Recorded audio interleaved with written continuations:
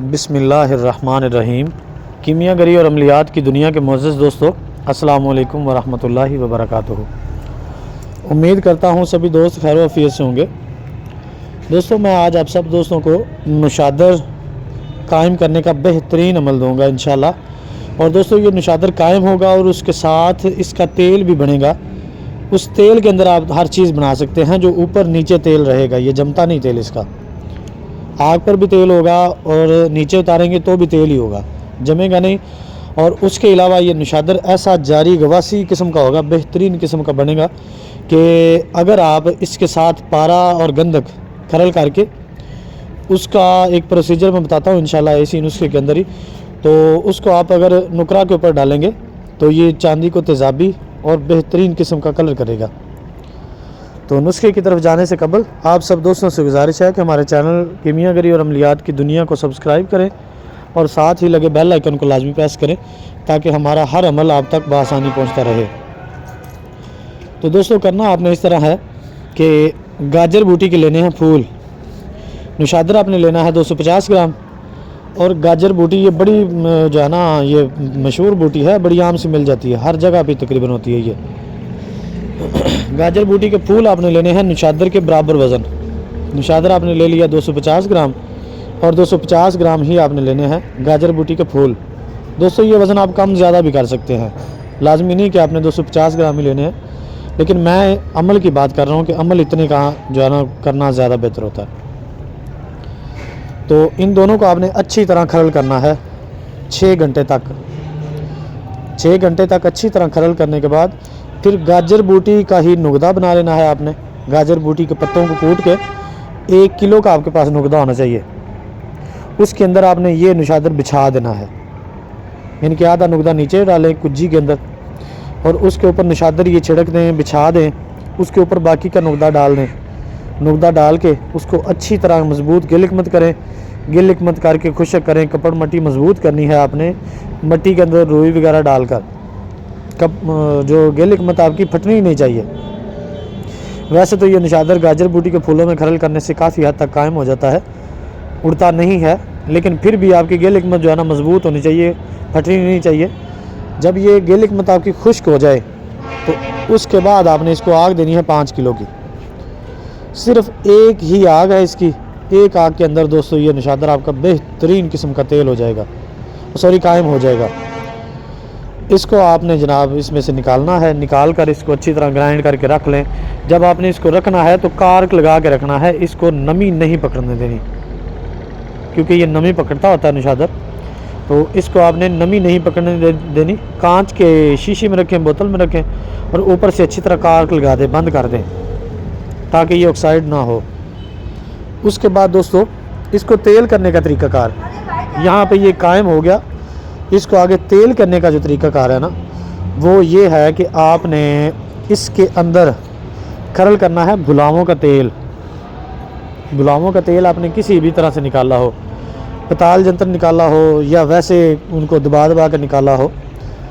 तो गुलामों का तेल इस 250 ग्राम नुशादर के अंदर, अगर इसका वज़न है 250 ग्राम यहाँ पे, तो इसके अंदर आपने वो तेल खरल करना है एक चटांग खरल करने के बाद फिर आपने जनाब इसका पताल जंतर तेल निकालना है। पताल जंतर का तरीक़ाकार तकरीबन हमारे तमाम हुक्माए कराम जानते हैं। अगर किसी दोस्त को ना पता हो तो वो हमें हमारे नंबर पे, व्हाट्सएप नंबर पे कांटेक्ट करे, हम उसको प्रॉपर तरीका लाइव बता देंगे पताल जंतर का, या हम इसकी वीडियो बना के अपलोड कर देंगे इंशाल्लाह। तो पताल जंतर आप लोगों ने इसका तेल कशीर कर लेना है, निकाल लेना है।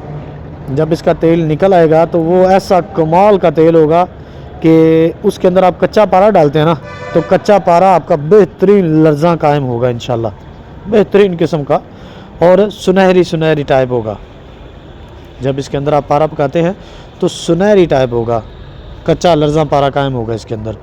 चाहे आप उसको 1200 डिग्री सेंटीग्रेड दें, चाहे आप उसको 1400 डिग्री सेंटीग्रेड दें, वो उड़ेगा नहीं, वज़न भी कम नहीं करता, कोई बरसात नहीं होती उसके अंदर।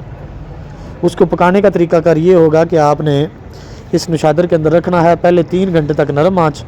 उसके बाद आप जितनी तेज़ मर्जी आँच दें, 12 घंटे तक बेहतरीन किस्म का जो है ना ये कायम निकलता है। चाहे आप इसको जितना मर्ज़ी टेम्परेचर दें, ना तो ये नुशादर कहीं जाएगा और ना ही इसमें से ये पारा कहीं जाएगा। बेहतरीन किस्म का कायम होगा। और दोस्तों इस नशादर के अंदर सोने पारे की गिरा बेहतरीन तरीके से पकती होती है, चांदी पारे की गिरा इसमें नहीं पकानी चाहिए, ठीक है। सोने पारे की गिरा आप लोग इसमें पका सकते हैं, तो कमाल की पकती है, एक रत्ती भी वज़न कम नहीं करती।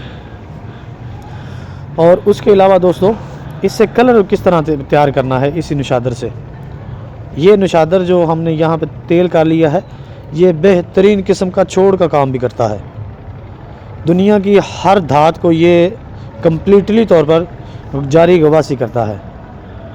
इसके चांदे कतरे खरल करें, खरल करके संड चीज़ के अंदर, तो उसको एक पाव का तशवीया दें, उसके बाद फिर खरल करें, तशवीया दें, खरल तशवीया के अंदर तकरीबन 7वें से 8वें अमल तक ये जो है ना अपना काम कर जाता है, उस चीज़ को जारी कर देता है मुकम्मल तौर पर। बेहतरीन छोड़ है। और इसके साथ नीला सफ़ेद बाकरंट भी बेहतरीन किस्म का बनता है।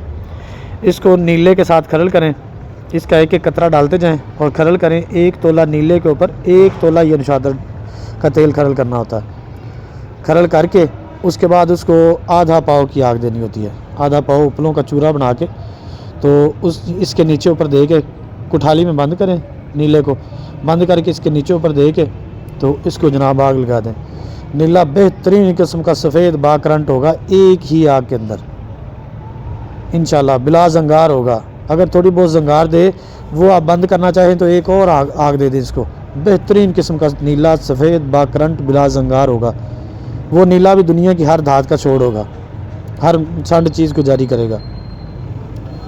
और उसके अलावा अगर आप लोगों ने इससे चांदी का कलर तैयार करना है, तो इसी नशादर जो हमने कायम किया है गाजर बूटी के पत्तों वाले नुकदे से निकाल कर, तो वो वाला नशादर और पारा और गंधक, ये तीनों चीज़ें आपने अच्छी तरह खरल करनी है, कजली बनानी है।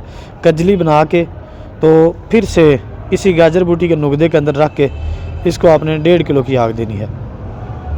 आग दें, निकालें, निकाल के फिर इसको जनाब जो है ना आप लोग अच्छी तरह खरल करें।